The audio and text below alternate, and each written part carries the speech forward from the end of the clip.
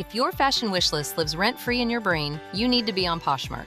With Poshmark, you're shopping millions of listings from thousands of closets, each curated by someone with their own style.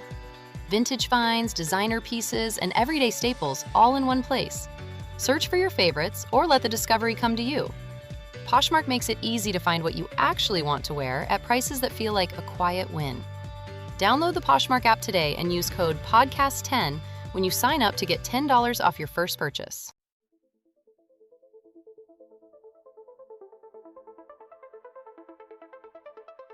My name is Nikki. I'm the daughter of a murdered woman. Welcome back to another episode of Papi Killed Mommy.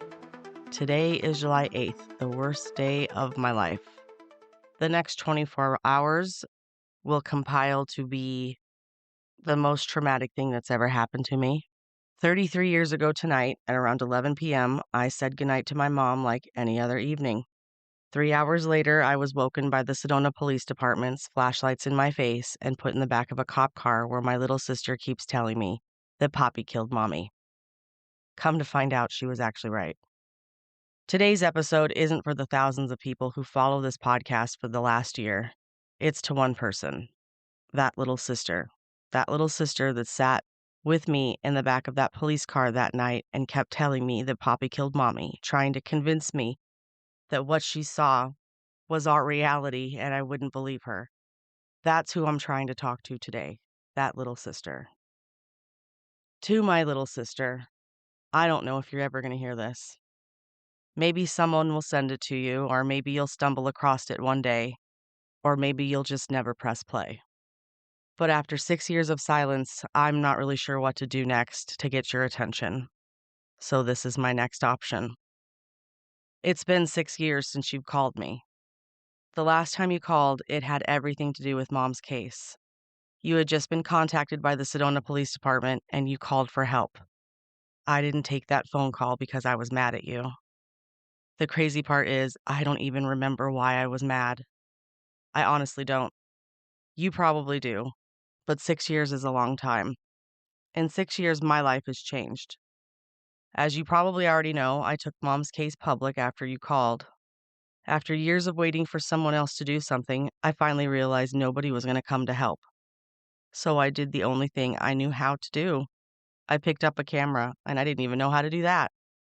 And that camera turned into a microphone. I built a recording studio, got all the equipment, learned how to use it. And 1 year ago today, I sat in this studio and I hit publish on the very first episode of Papi Killed Mommy.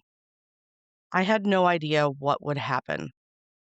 I didn't even know if anyone would listen. I didn't know if anyone would care. I just knew I couldn't keep waiting. Since then, we've had 4 newspaper articles written about Mom's case, a lot of media coverage. It's really exciting. A&E, the New York Independent, and VT.com all published stories within the last 4 to 5 months. My hometown newspaper put Mom's story on the front page. That happened 6 months ago.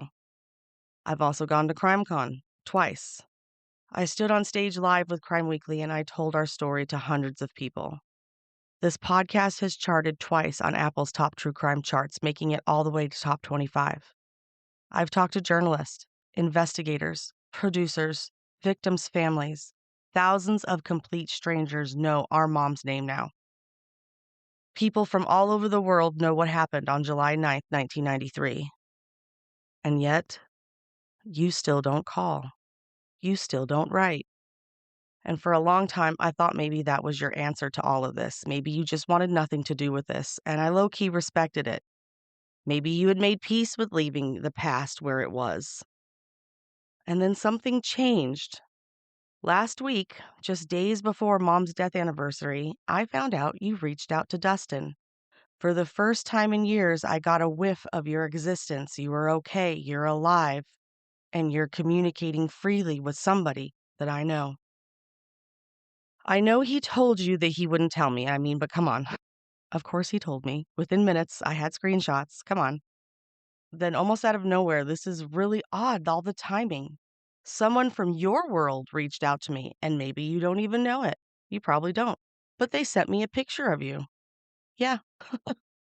They told me that you weren't particularly fond of me. That's the exact words they used. can only imagine the lovely things you've said about me. But they were going to do whatever they could to encourage you to help with Mom's case. For the first time in a long time, it made me wonder, are you thinking about Mom too? Because I never stopped, not for one day.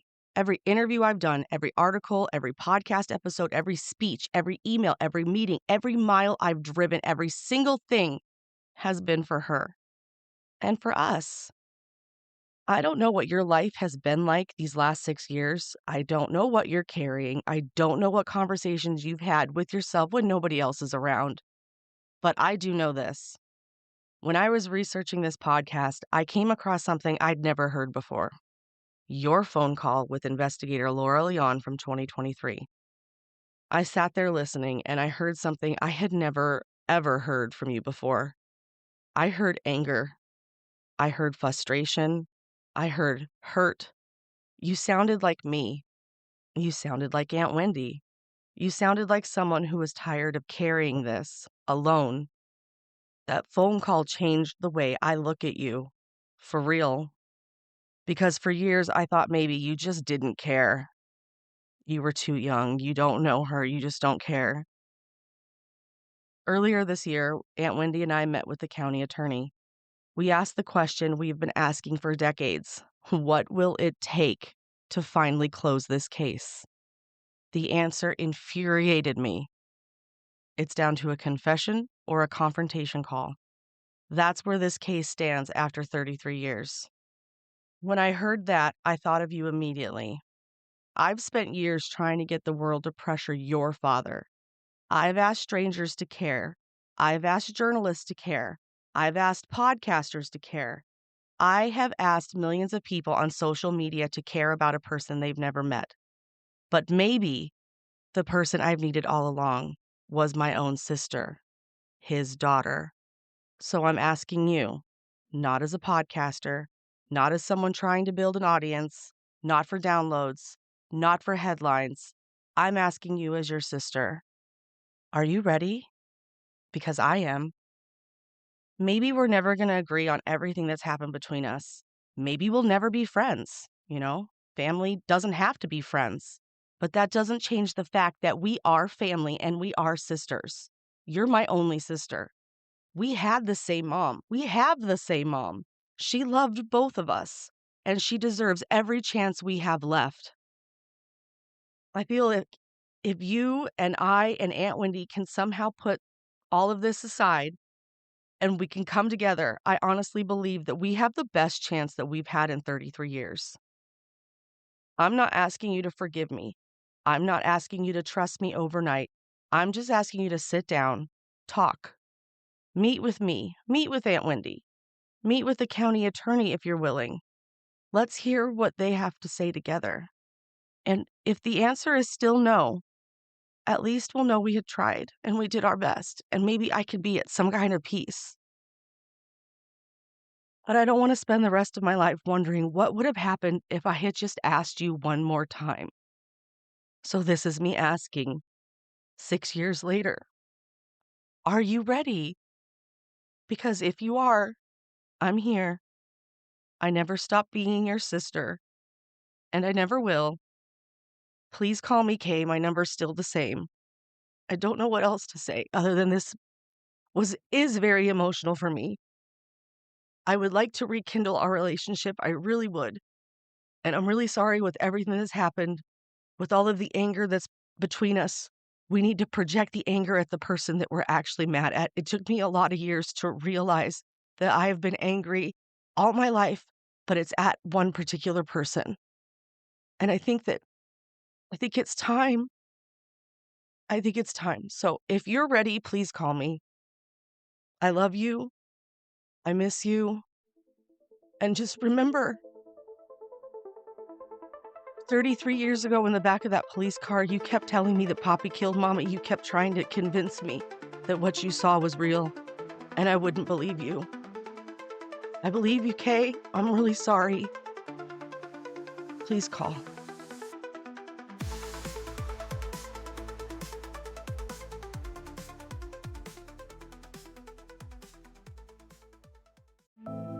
I need to be healthy every day. to survive it and go through the next chemo round and the next chemo round. So it's important that work was part of that, to keep my mind busy for 8, 9 hours. And then I had to go back and face the reality. I had a goal, and the goal is to survive. Research shows there is a significant connection between the ability to continue to work and cancer recovery. We can make work a better place for healing. Learn more and sign the pledge at workingwithcancerpledge.com.